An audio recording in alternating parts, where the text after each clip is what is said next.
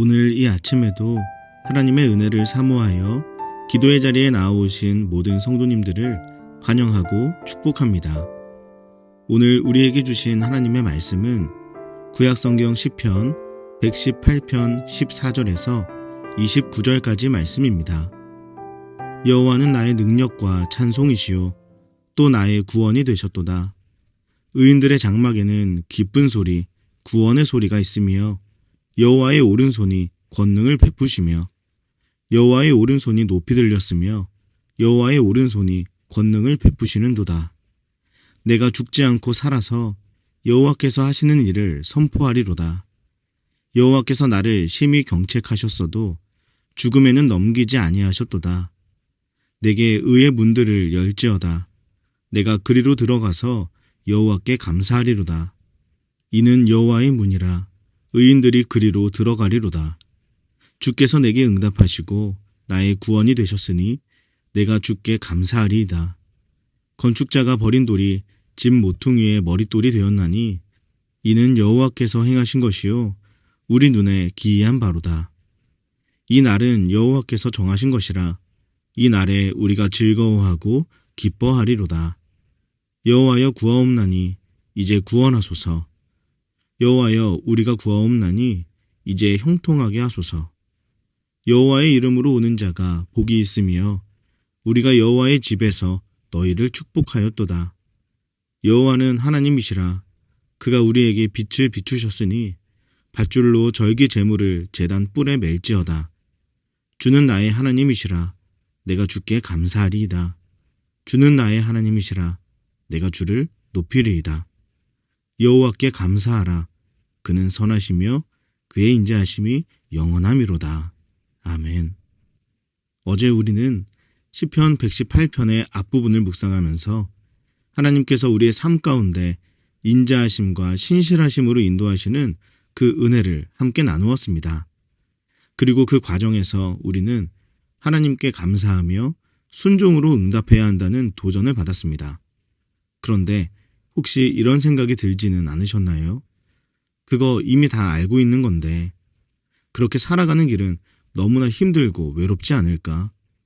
세상이 이렇게나 험난한데 그런 믿음의 길을 혼자 걸어가는 것이 과연 가능하기나 할까?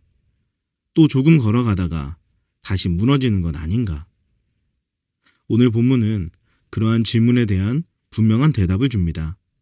하나님께서는 우리가 혼자 걷는 길이 아니라 공동체의 길, 함께 찬양하고 함께 나아가는 길을 보여주십니다. 본문의 후반부에서 시편 기자는 개인적인 고백을 넘어서 하나님의 구원을 경험한 모든 사람들이 모여 찬양과 감사로 하나가 되는 모습을 노래합니다. 개인적인 고백이 공동체적 고백으로 확장되는 것, 개인의 믿음이 공동체를 통해서 견고해지는 것, 개인적인 은혜가 공동체 안에서 풍요로워지는 것. 오늘 말씀을 통해 우리가 이것을 소망하며 다가오는 2025년을 함께 믿음으로 바라볼 수 있기를 간절히 축복합니다. 먼저 14절에서는 이렇게 말씀하고 있습니다. 여호와는 나의 능력과 찬송이시요 또 나의 구원이 되셨도다. 이 구절은 개인적으로 경험한 하나님의 구원을 표현하는 강력한 선언이지요.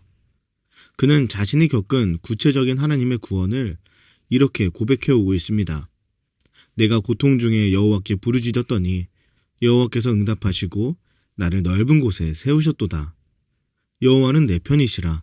내가 두려워하지 아니하리니 사람이 내게 어찌할까? 내가 죽지 않고 살아서 여호와께서 하시는 일을 선포하리로다. 이 고백들은 시편 기자가 자기 삶에서 경험한 고난과 죽음의 위기 속에서도 하나님께서 그의 삶을 붙들어 주셨음을 경험했기 때문에 나올 수 있는 고백이었습니다. 그는 하나님의 오른손이 권능으로 역사하셔서 자신을 구원하셨음을 인정하고 감격하며 찬양하고 있습니다. 사랑하는 여러분, 우리의 지난 2024년 한 해를 한번 돌아보십시오.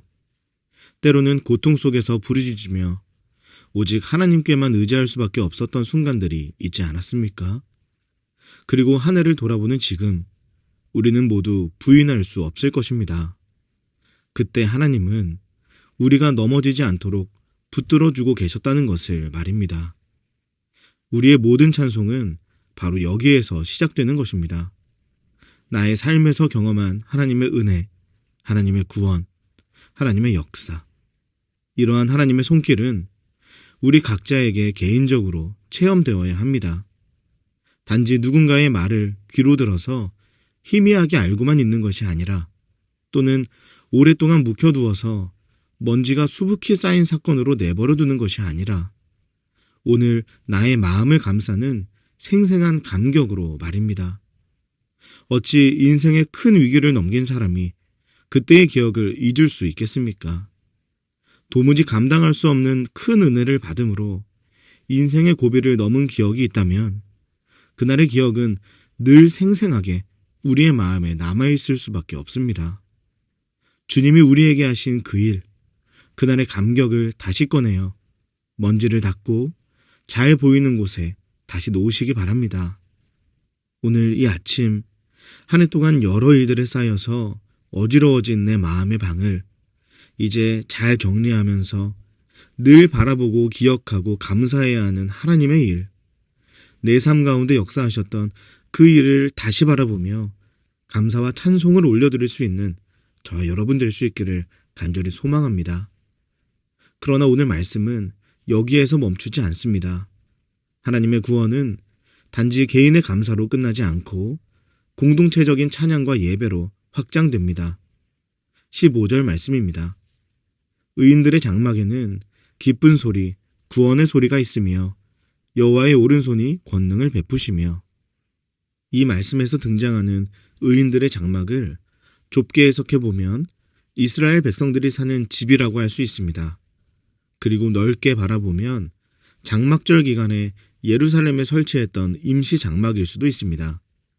그러나 공통적인 것은 그곳에서 하나님의 백성들이 모여 개인적으로 경험한 하나님의 구원을 함께 찬양하고 함께 기쁨을 나누는 장소라는 것입니다. 구원받은 성도들이 모여 코이노니아를 이루는 사귐의 공간이고 개인적인 감사들이 합쳐져서 만들어지는 공동체적인 감사와 찬양의 장소입니다. 이 장막에서는 늘 하나님의 구원과 승리에 대한 찬송이 끊이지 않습니다. 그리고 그들의 오가는 말들을 통해 서로가 하나님께 받은 은혜들을 나누면서 하나님이 연주하시는 구원의 화음을 함께 만들어가는 곳입니다.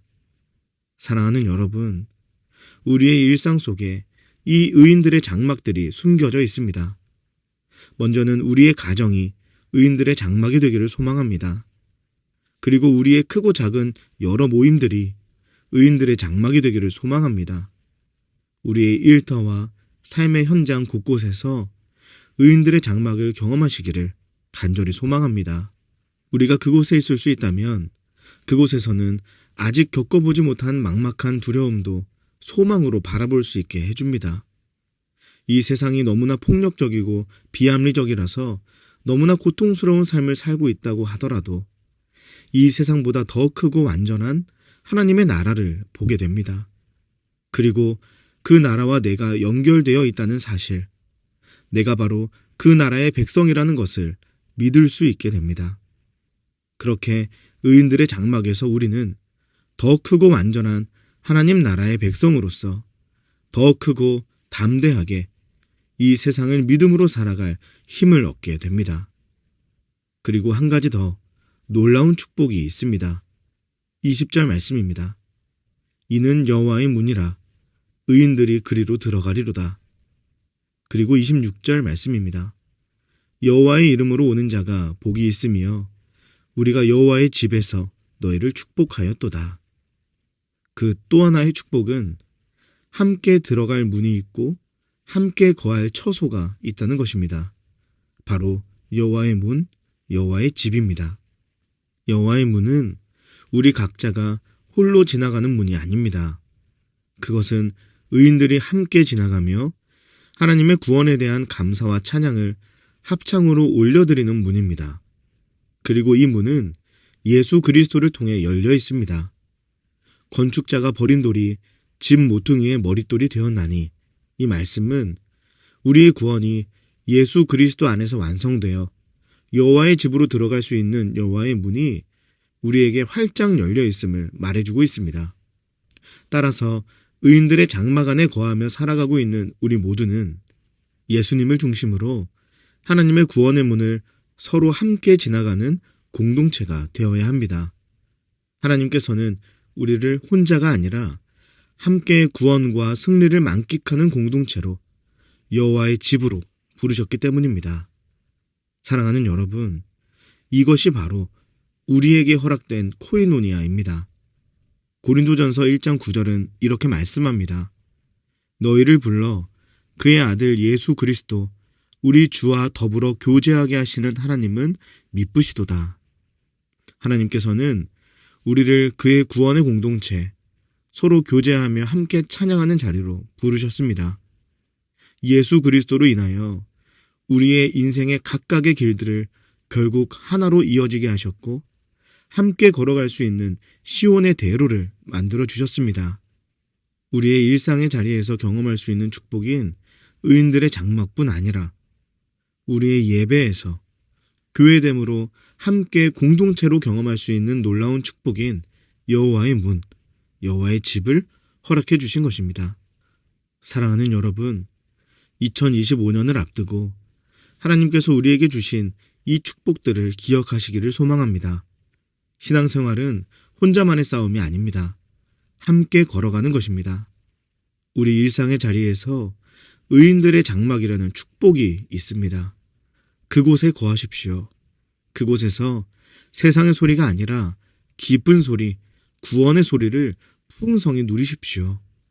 그리고 여호와의 집이라는 놀라운 축복이 우리에게 주어졌습니다. 그곳에서 우리 함께 서로 즐거이 함께 하십시오. 그곳에서 주님의 빛을 누리며 축제의 행렬에 참여하십시오. 그리고 그 놀라운 은혜를 위해서 다가오는 2025년 함께 그 문에 들어갑시다. 여호와의 집을 향해 가는 그 여호와의 문. 우리 그곳에서 이 노래를 주님께 올려드릴 수 있기를 간절히 소망합니다. 여호와께 감사하라. 그는 선하시며 그의 인자하심이 영원함이로다. 아멘. 함께 기도하겠습니다.